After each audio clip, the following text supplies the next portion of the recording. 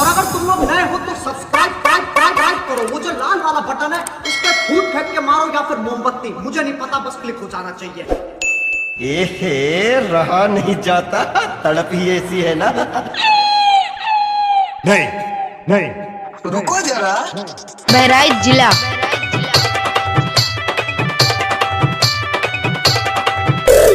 DJ आशीष पटेल।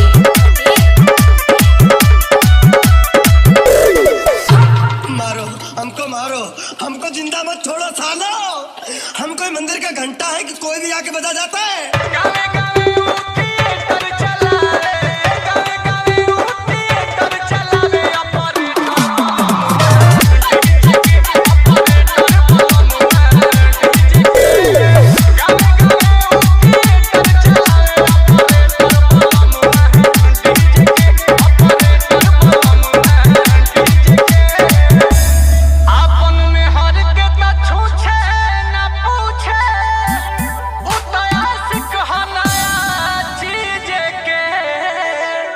सज्जन को क्या तकलीफ है भाई?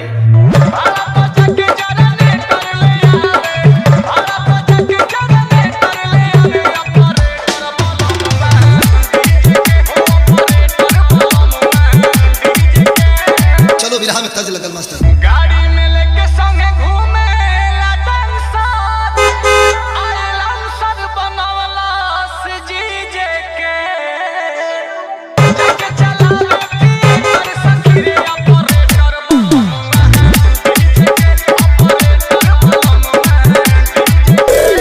आशीष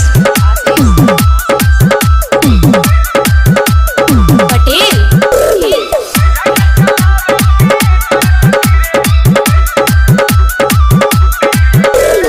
बहराइच जिला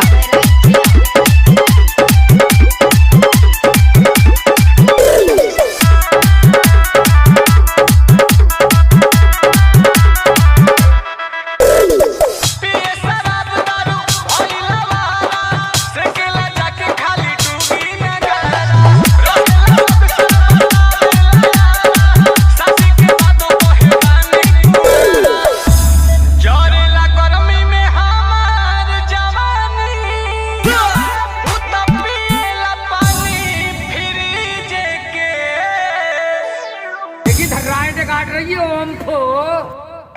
जाके चला थिएटर सखी रे, जाके चला थिएटर सखी रे, ऑपरेटर बोलूंगा डीजे के ऑपरेटर बोलूंगा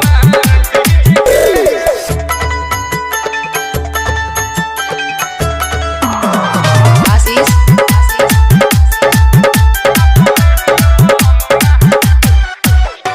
पटेल। बहराइच जिला